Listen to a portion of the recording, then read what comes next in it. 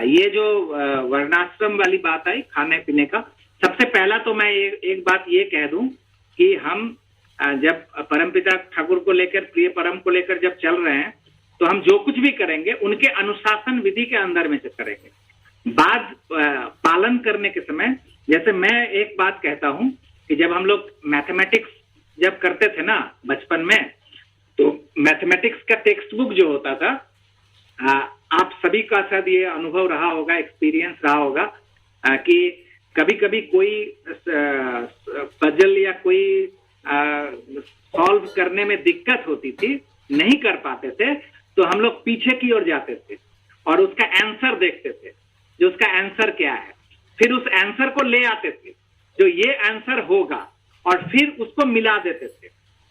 जो सीधा मिलता नहीं था तो आंसर को पहले ले आकर और फिर मिला देते थे। दैट मीन्स कि जब कोई सॉल्व नहीं हो रहा है कोई प्रॉब्लम, तो आंसर को ले आकर कि हमें इस आंसर तक पहुंचना है, और फिर उस दिशा से हम लोग मिला देते थे और मिल जाता था। मे भी फॉर्मूला गलत फलत भी होता था, लेकिन आंसर सही हो जाता था। तो आंसर, तो मेरा कहना है कि जब हम ठाकुर की जब हम दीक्षा लेते हैं, सरेंडर करते हैं, तो जब समर्पण करते हैं, आंसर फिक्स्ड है। ये मन मस्तिष्क में, दिमाग में हम सभी को बिठा लेना चाहिए कि उस मैथमेटिक्स के टेक्स्ट बुक की तरह हमारे सामने ठाकुर का जो डिसिप्लिन है, ठाकुर का जो अनुशासन है, वो फिक्स्ड है।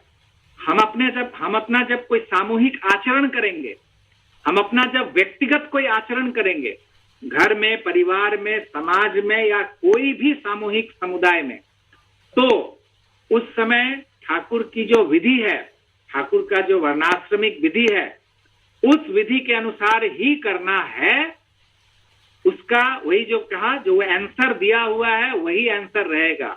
और अगर वो आंसर को नहीं मानते हैं तो फिर ये टेक्स्ट बुक लेके क्यों घूम रहे हैं बगल में, तब क्यों स्कूल में एडमिशन लिया है, क्यों हम पढ़ाई कर रहे हैं, नहीं करना चाहिए। तो सिंपल बात, पहली बात है ठाकुर की जो विधि है उसको मानेंगे। हाँ, अब चर्चा पे हम लोग चर्चा कर सकते हैं, जो ऐसा क्यों होता है, ऐसा क्यों किया जाता है, ऐसा क्यों। सबसे पहली बात, जो ब्राह्मणिक एक जो कल्चर है, आप देखेंगे जो हमारे कर्म के अनुसार ही तो ये वर्ण का निर्णय हुआ था ना, लेकिन एकदम प्रारंभिक काल में सबका कर्म मिला जुला था। धीरे धीरे जब ये कर्म फाइनल होने, अब ये बात मैं जो कहने जा रहा हूं, ये एक दिन दो दिन का नहीं है, ये हजारों हजार साल से हमारी सभ्यता 20,000 ईयर्स बैक, आप माइंडेड, अभी बहुत सारे ऐसे आ रहे हैं रिसर्च जिसमें रामायण का जो काल दिखाया जा रहा है वो 14,000 ईयर्स बैक दिखा रहा है, तो 14,000 साल पहले। क्योंकि वो ग्रह नक्षत्र एस्ट्रोलॉजिकल जो सिचुएशन होता है, जो कौन सा तारा किस स्थिति में है, उसके हिसाब से कैलकुलेट करके अभी देखा जा रहा है कि वो स्थिति बन रही है आज से पीछे पीछे पीछे जाते जाते 14,000 साल बाद पहले। तो ये अभी बहुत सारा रिसर्च होना है। तो हमारी जो संस्कृति है, तो उससे भी पहले मानव सभ्यता अगर बात करें, तो ये सब कुछ जो वर्णाश्रमिक सिस्टम है, ये इवॉल्व हुआ है, विवर्तन हुआ है। कर्म जो है, कर्म ही था प्रधान, बट एक कर्म करते करते करते अगर 1000 साल से एक जनरेशन में बाप, उसका बेटा, उसका बेटा, उसका बेटा, उसका बेटा, अगर 1000 साल से एक कर्म को कर रहा है, उसका इंस्टिंक्ट, उसका जीन, उसका समस्त सत्ता में जो एक नाई अगर बार्बर जो है, वो अगर 1000 साल से कोई डेविएशन नहीं हुआ है कर्म का, वृत्ति का, जब बच्चा जन्म लेगा ना, उसको थोड़ा सा कैंची अगर पकड़वा दिया जाए तो उसका बिजली की तरह हाथ चलेगा, जो कि साधारण दूसरा का नहीं चलेगा, क्योंकि जीन में आ गया है। तो हमारा जो भी एक्टिविटीज है, ये जो अंगुली का संचालन हम लोग करते हैं, 5 उंगली 5 साइज का है, इसका व्यवहार जो हम कर पाते हैं, आप सोचिए, ये सब हजारों हजार लाखों साल से करते करते मानवीय गुण सब का विकास हुआ है। तो वर्ण का जो कल्चर है, वो भी उस हजारों हजार साल से विकास होने के बाद फिर एक काल आया, जिस काल में इसका नामकरण किया गया कि ये कम्युनिटी, ये एक कम्युनिटी, उस कम्युनिटी को फिर कल्चर करके, तो सबसे अपर कल्चर जो कहा जाता है, क्योंकि वो शिक्षा का होता है, पहला जो विप्र कम्युनिटी होता है, जिसको हम ब्राह्मण भी कहते हैं, यद्यपि ब्राह्मण हर कोई हो सकता है, ब्रह्म का ज्ञाता, ये ओपन है सबके लिए, वैश्य क्षत्रिय शूद्र सबके लिए ब्राह्मणत्व की प्राप्ति सब कोई कर सकते हैं। बट जेनेटिक जिसकी बात है कि वर्णाश्रमिक उस इसके द्वारा हेरिडिटरी जो इम्पार्टेशन है वो विप्र संप्रदाय, और उसका जो जेनेटिक इम्पार्टेशन है, जो बायोलॉजिकल जो हम इनहेरिट कर रहे हैं, वो एक है। 100 साल में, 10 साल में, 50 साल में कोई गलत आचरण कर दिया, किसी 2-1 जन्म में कर दिया, अभी का विज्ञान भी कहता है, जेनेटिक साइंस कहता है कि जीन जो है वो 10,000 साल लगता है एक जीन को संपूर्ण रूप से नष्ट होने पर, फिर भी नष्ट नहीं होता है, 10,000 ईयर्स। तो दैट मीन्स कि आप सोचिए कि वो 10,000 साल पहले जो जीन का जो कल्चर हुआ है, वो कल्चर होते होते आज भी वो जीन में वो है, सुप्त रहता है। फिर से अगर कल्चर किया जाएगा, फिर से वो जागृत हो जाएगा। हाँ, उसका प्रलेप पड़ गया कुछ, तो ये जो जेनेटिक इम्पार्टेशन है, ये तो फिक्स्ड है, इस पे कोई गड़बड़ी नहीं। अगर हम सोचें, हम कैसे डिटरमिन करेंगे, अंदाजन तो नहीं हो सकता ना, तो एक तो कोई तो थ्योरी लाना पड़ेगा। तो सामाजिक व्यवस्था को लाने के लिए, अब देखिए, जैसे चोरी होता है, कुछ होता है, हम किसके पास जाते हैं?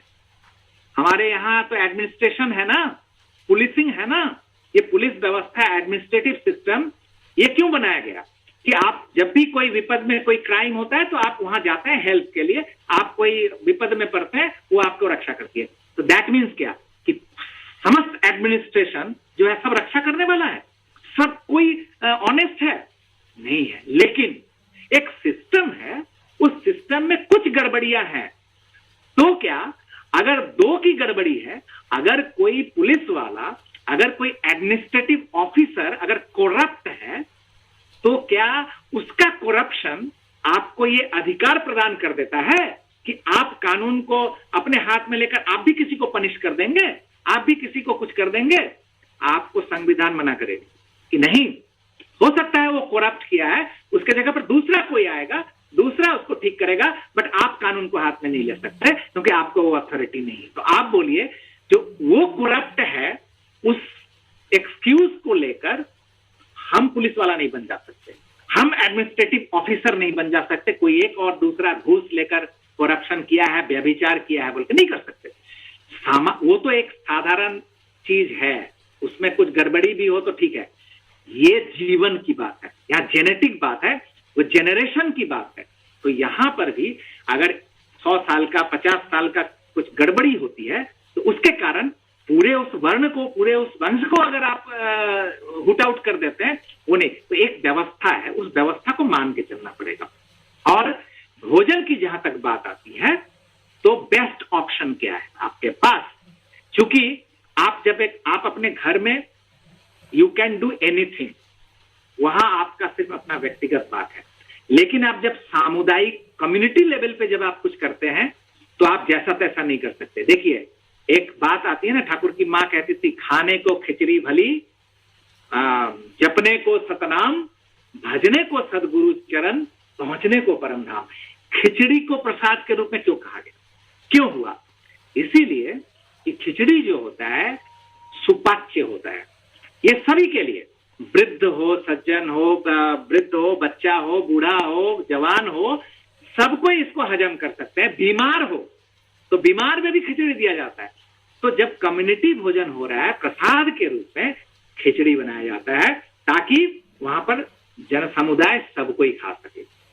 तो परिवेशन का जगह जो होता है, जहां वो हाइजीन, सबसे पहला पॉइंट तो सदाचार, जो हाइजीन पॉइंट ऑफ व्यू थे, वो ओपन आप नहीं कर सकते। जो गो एज यू लाइक, आपके घर में मैं जाता हूं, आपने मुझे निमंत्रण किया है खिलाने के लिए, मैं सादर जाऊंगा। अगर आपके साथ सब कुछ, आपसे प्रेम है, मैं जानता हूं आप सदाचारी हैं, सब कुछ, मैं आपके पास जाऊंगा। आप कितना भी मुझे प्रेम करें, लेकिन मैं आपके किचन में नहीं चला जा सकता, क्योंकि आपके घर की मां बोलेंगी कि नहीं, आप सब कुछ ठीक है, लेकिन मेरा किचन जो है ये मेरा पवित्र है। मैं कोई भी बाहर का कपड़ा पहन के किचन में नहीं आती हूं, मेरा कोई बाहर का कोई आदमी किचन में नहीं आता है, क्योंकि इस शुद्धता पर डिपेंड करता है हेल्थ, जीवन, लाइफ, मेरे घर का, मेरे बच्चों का, या मेरे पास जो घर में जो आते हैं सबका स्वास्थ्य डिपेंड करता है।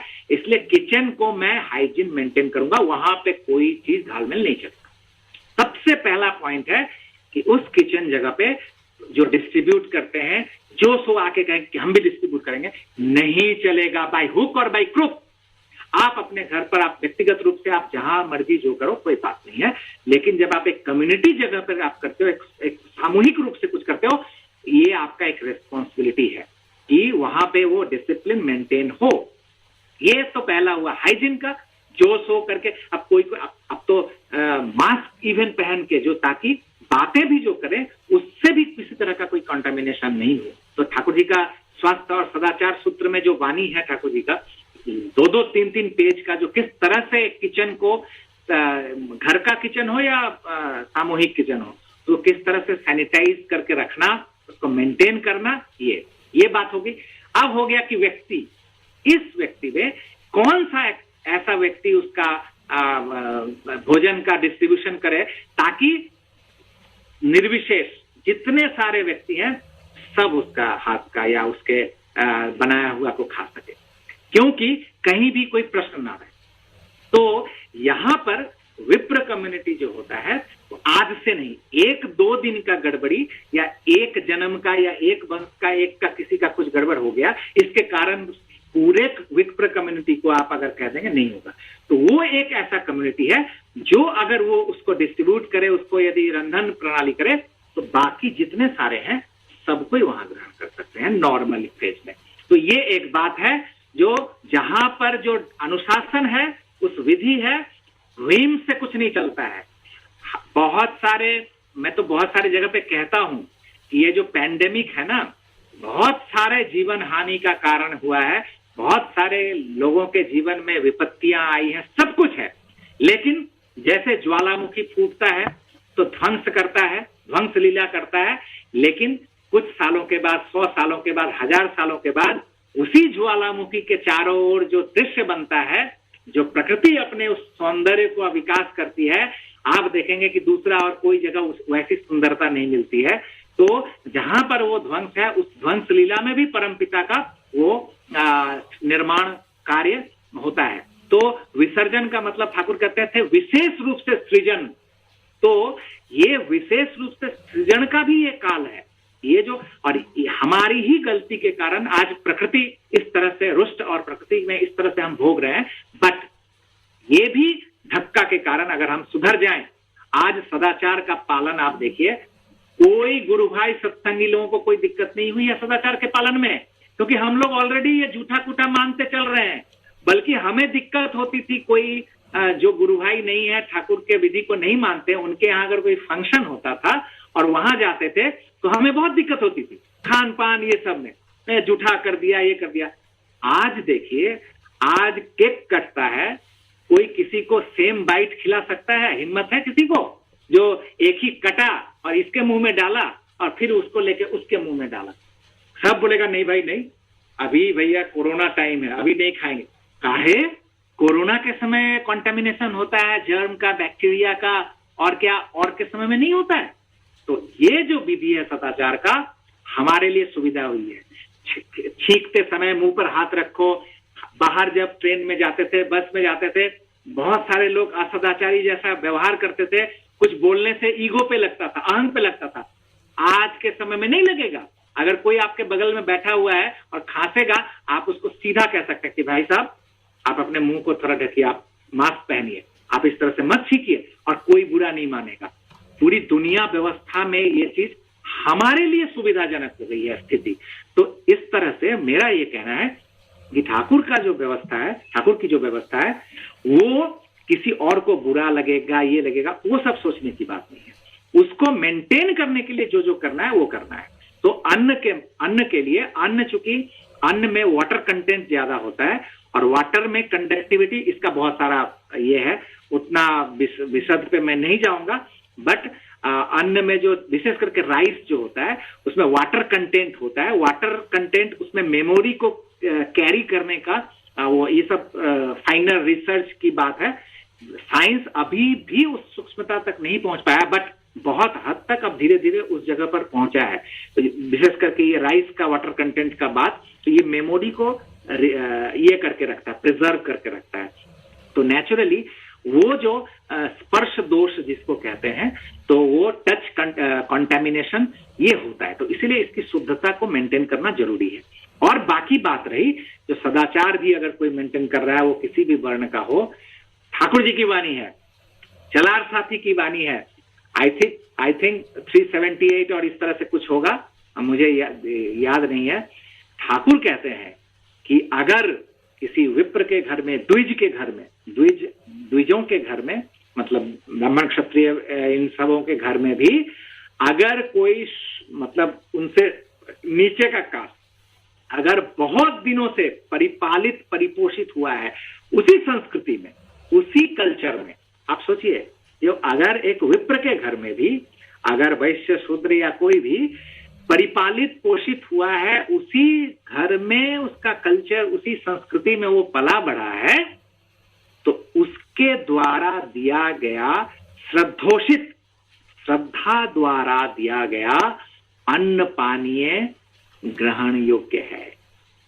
यदि ठाकुर वहां पर एक कौशन देते हैं, अगर व्यक्तिगत किसी का अगर प्रतिबंधकता, क्योंकि बहुत सारे लोगों का पर्सनल हो सकता है कि मेरा जैसे व्यक्तिगत रूप से बहुत लोगों का हो सकता है कि नहीं मैं ऐसा मेंटेन करूंगा, मैं ऐसा मेंटेन करूंगा, तो ये सब कुछ व्यक्तिगत का हो सकता है, तो वो सम्मान करना चाहिए। बहुत सारे लोग स्वपाती होते हैं, वो तो और दूसरे किसी के हाथ का भी नहीं खाते हैं। तो ये सब चीज जिनका है पर्सनल, अगर कोई ये नहीं है, अगर कोई उस तरह का ऑब्जेक्शन नहीं है, तो उसके द्वारा जो उसी संस्कृति में और सदाचार प्रणोदित उस तरह का अन्न जल अर्घादि आदि वो ग्रहणीय है। और ठाकुर कहते हैं कि हमारी आर्य संस्कृति जो इस साधारण कोई खाने पान का छुआछूत और इससे धर्म नष्ट हो जाएगा, ऋषियों का इतना कमजोर विधान नहीं है, और हमारा धर्म इतना कमजोर नहीं है कि किसी के कुछ छूने से, किसी का कुछ खाने से और वो धर्म नष्ट हो जाएगा। बल्कि किसी अगर ठाकुर यहां तक कहते हैं कि क्राइसिस मोमेंट में, जो किसी एक आपद काल में अगर थोड़ा बहुत जो ये विधान है वर्णाश्रमिक विधान, अगर इसका कहीं पर कुछ वायलेशन भी अगर हो जाता है, तथापि तुम्हारा धर्म, तुम्हारी जाति, तुम्हारा जो सब कुछ संस्कृति है वो सूर्य के भांति वो अडिग है, वो कभी भी। तो क्राइसिस मोमेंट में, at the time of crisis, आपद काल में थोड़ा बहुत अगर इस विधि निषेध का अगर कुछ वायलेशन भी अगर हो जाता है, उसमें उल्लंघन भी हो जाता है, फिर भी नहीं। लेकिन नॉर्मल कंडीशन ऑफ लाइफ में अगर हम कहें, एंटीबायोटिक हम तभी लेते हैं जब हमारा क्राइसिस है, हमारे बॉडी में, हमारे शरीर में क्राइसिस है। लेकिन यही एंटीबायोटिक हम साधारण अवस्था में नहीं लेते हैं, वो फैटल हो जाएगा, वो जीवन हानि का कारण बन जाएगा। तो उसी तरह से उस समय कर सकते हैं, बट ये ऐसे समय में जो वर्णाश्रमिक व्यवस्था है उस हिसाब से ही करना सही है। सदाचार वो तो पहला पॉइंट है, चाहे वो विप्र हो, क्षत्रिय हो, वैश्य हो, शूद्र हो, कोई भी हो। अगर वो असदाचारी है तो उसके हाथ से तो भैया जो होना होगा वही हो। तो सदाचारी तो फर्स्ट पॉइंट है, पहला पॉइंट है सदाचार। और सेकंड पॉइंट उच्च वर्ग, सबसे उच्च, ताकि सभी के लिए वो कंड्यूसिव हो। इसीलिए साधारणतः खाद्य आदि जो है वो उनसे के द्वारा ही कराना ठीक है, और बाकी अगर कहीं पे और कुछ है तो कर सकते हैं और इसमें, लेकिन इसको ठाकुर का जो अनुशासन है उसको मेंटेन करना एकदम निश्चित है। और बाकी साइंटिफिक बात, भात खाने से क्या होता है, ये इसका कभी अलग चर्चा होगी। और अभी विज्ञान तो बहुत पीछे है, बहुत। ऋषियों की जो वाणी है ना, उससे साइंस अभी मतलब क्या कहूं, वो अभी और हजारों साल, 100 साल, 200 साल लगेगा। लेकिन एक एक चीज हमारे भारतवर्ष में जिन बातों की अवहेलना हुई है, पाश्चात्य में जाकर देखिए, यूनिवर्सिटीज में उसका रिसर्च हो रहा है, उस बड़े बड़े विश्वविद्यालयों में, बड़े बड़े साइंस लैबोरेटरीज में उन सबको डिकोड किया जा रहा है, वेद की वाणियों को, वेद के मंत्रों का, वो सब बातों को। तो इसीलिए हम अगर भारतवर्ष अगर फिर से चाहता है कि विश्व पटल पे खड़ा होना, तो अपनी संस्कृति, अपने कल्चर, अपनी जो सभ्यता है, और भारतवर्ष का मतलब कोई ये ना समझे कि ये भारतवर्ष मतलब ये जो 1947 में जो ये सीमा बंध गया, जिस भारतवर्ष की बात मैं कह रहा हूं, नहीं, मैं उस अखंड आर्यावर्त की बात कर रहा हूं, जो कि अटक से कटक और उधर से आपके जो नेपाल के जो भाई बंधु बैठे हैं, सब कुछ, ये समस्त क्षेत्र की बात मैं कहता हूं, जहां पे आर्य संस्कृति का जहां सर्वश्रेष्ठ विकास हुआ। तो वो सब अगर अपने उस प्राचीन खोए हुए उस गौरव को अगर प्राप्त करना चाहते हैं, तो वापस लौटना पड़ेगा उन्हीं अनुशासन में, उन्हीं विधि में, और तभी जाकर ये जो अनएम्प्लॉयमेंट सिचुएशन है, ये जो बेरोजगारी का समस्या, एवरीथिंग, वर्णाश्रमिक एक ऐसी व्यवस्था है जो व्यवस्था ही एकमात्र सॉल्यूशन है इस समस्त अनएम्प्लॉयमेंट का। अदरवाइज गवर्नमेंट करोड़ों लोगों को भी रोजगार देकर करोड़ों लोगों को बेरोजगार रख देगी, कभी भी ये समस्या सॉल्व नहीं होगा। लेकिन ये वर्णाश्रमिक जो व्यवस्था है, ऐसा ब्यूटीफुल एक सेटअप था हमारे समाज का, जो एक बच्चा जन्म लेकर ही वो सिक्योर्ड है, कभी भी इनसिक्योर्ड फील नहीं करता है, और उसको उसी हिसाब से नर्चरिंग और उसका डेवलपमेंट, उसका स्किल जो सब है। तो खैर इस पर कभी और चर्चा होगी। मुझे लगता है कि ये एक मूल पॉइंट है वर्णाश्रमी का। तो चौरसिया, क्या समय तो हो चुका है शायद? समय हो गया दादा। हाँ ठीक है, तो फिर कभी होगा। आप लोग के साथ इस तरह से आज बहुत ही अच्छा लग रहा है। जो नेपाल के भी बहुत सारे जुड़े हैं, ये एक अच्छा लग रहा है, और कोशिश करूंगा कि आप लोगों की सेवा में अगर फिर से कभी होगा। आप लोग सभी अच्छे रहें, ठाकुर का मंगल। अभी हम लोग, उससे पहले मैं देख रहा हूँ मेरे पास बहुत सारे मैसेज आए, अनगिनत मैसेज आ रहे हैं, और सभी चाहते हैं तो इस प्रकार का जो हमारे बीच श्रद्धेय कीर्ति मानदा, यानी हम सबों की प्रिय प्रीतमदा, मैं प्रयास करूंगा प्रत्येक महीना का फर्स्ट वीक जो फ्राइडे होगा, आप सभी नोट कर लें। मैं दादा से रिक्वेस्ट करूंगा, और दादा भी सुन रहे हैं, शायद मुझे लगता है हमारी रिक्वेस्ट को अगर कोई ठाकुरबाड़ी की कोई विशेष कार्यक्रम या कोई दायित्व से कहीं वो उस टाइम पे नहीं कर पाए, तो नेक्स्ट पूरे मंथ में कोई जब सुयोग मिलेगा, लेकिन प्रत्येक महीना मैं प्रयास करूंगा दादा को इस मंच पे लाने का। वैसे हम लोग माइंड में रखेंगे, जो प्रत्येक महीना का फर्स्ट वीक का जो फ्राइडे होगा, उस फ्राइडे को किसी कारणवश, किसी दायित्व के कारण अगर दादा फर्स्ट वीक में नहीं आ पाते हैं, तो उधर थर्ड वीक में जो भी वीक संभव हो हम प्रयास करेंगे, क्योंकि बहुत ही आज ज्ञानवर्धक जो हम लोगों की जीवन शैली से संबंधित जीवन उपयोगी आज का परिवेश हम लोगों ने अनुभव किया।